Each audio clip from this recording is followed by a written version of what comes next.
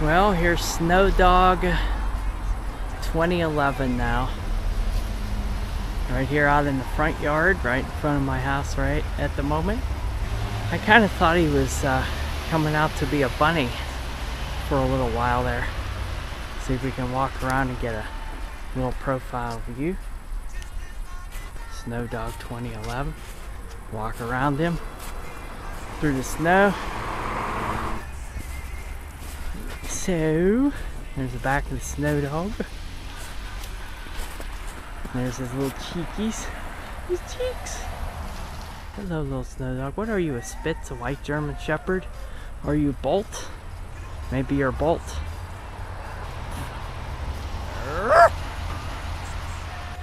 Every second that I look out the door, I think that is so cute. Alright, here's another daytime shot, and I have named the dog today. This is the next morning after he was built. Now he's named Rip, after Rick Sheepy's pooch in his story that he has now. There's Rip right there, Rip roaring. Snow Dog 2011. His name is Rip.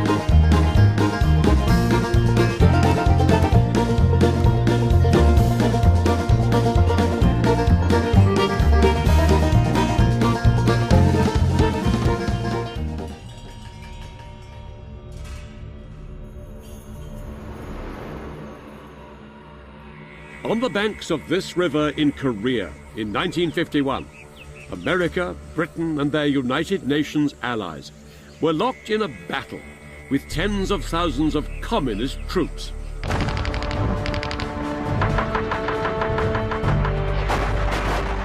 What moved the Allies to cross the world to fight here in Korea, only 5 years after the bloodshed of the Second World War, was their drive to stop communism spreading further. I'll be revealing the dramatic reversals in military fortunes of the armies of the capitalist West and the communist East. I'm telling the story of how events in Korea nearly spiraled out of control, raising the spectre of nuclear war. The Korean War was waged by men from 24 different countries around the world.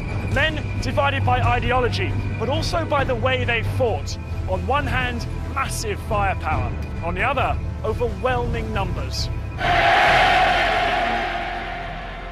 I'll be telling the story of what it was like for the ground troops when these two very different armies clashed.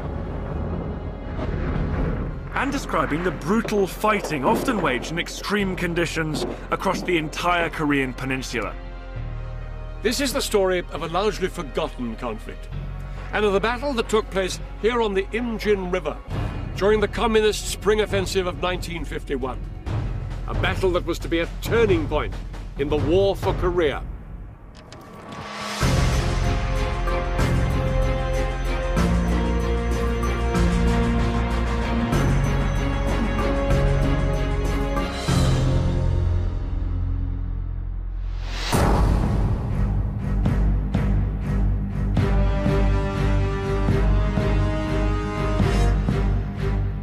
I'm on a journey to perhaps the world's strangest border, the border between North and South Korea.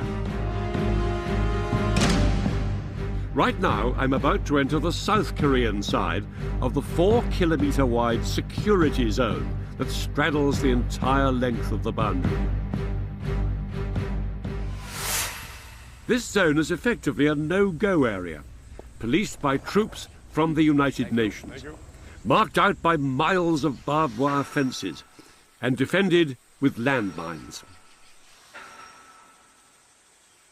At the border itself, there are no fences or gates. Here, the border is simply marked by this block of concrete, just 4 inches high. Yet absolutely no one is allowed to step across. Guarding the border on the south side stand the soldiers of the South Korean Army. Immediately opposite, the men of the North Korean Army.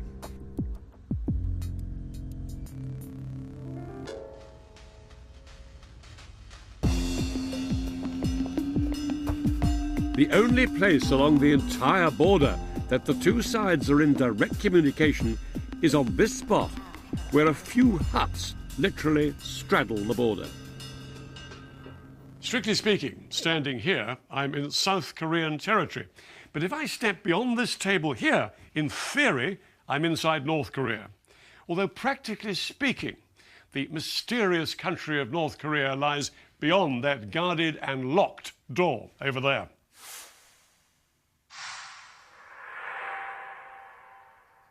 So, how come such a bizarre situation exists here? Well, the fact is that North and South Korea are still officially at war, and have been for more than half a century. Before the Second World War, the entire Korean peninsula was under the control of Japan. But when Japan was defeated, the victors divided the country along this line of latitude here, the 38th parallel. The Soviet Union sponsored a communist regime up here in the north, under Kim Il-sung in his capital Pyongyang, and the Americans put Syngman Rhee, a fiercely right-wing nationalist in control of South Korea, in his capital, Seoul. Syngman Rhee wanted to govern not just South Korea, but the entire peninsula. He wanted to unite North and South under a capitalist regime.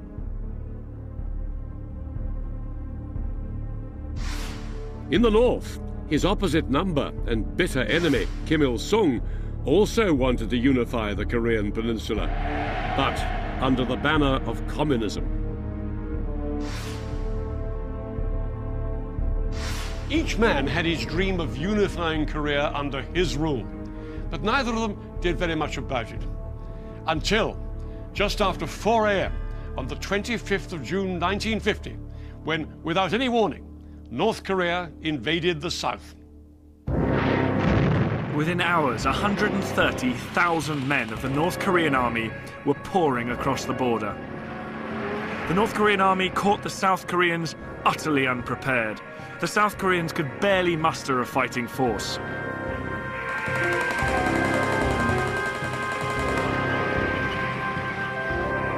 Outgunned and overwhelmed by enemy tanks, the ill-equipped army were rapidly forced back. Even though we fired our guns at them, the tanks were not damaged at all. We could not destroy them. We were in a panic. We couldn't resist the enemy. It was terrifying. In just 48 hours, the communist soldiers were poised to attack the South Korean capital, Seoul.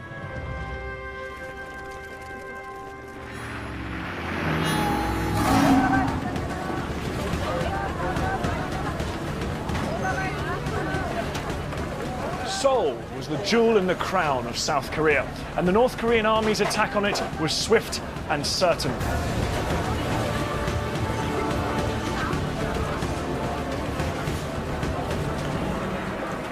The communists burst through these narrow streets, meeting little resistance as they took control.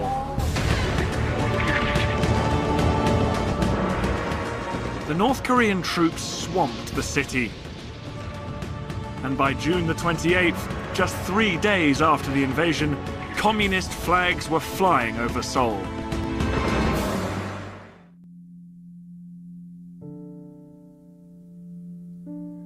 Well, there is snow today. This should bring the kiddies running. They don't like snow, at least to go out in it. Oh, it's my favorite kind, too. Great big fluffy snow. Ooh. Look at that fluffy snow. What are they?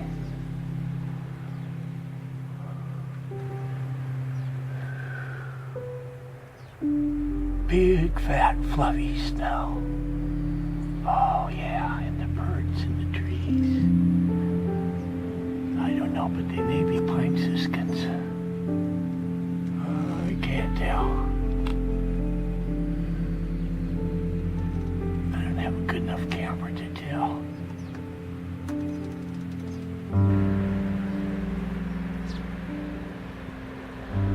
Yeah, this should be interesting to the cats. Look at all those birds. I must give my neighbor some money to help her with the bird seed again. That's really nice of her to feed the birds.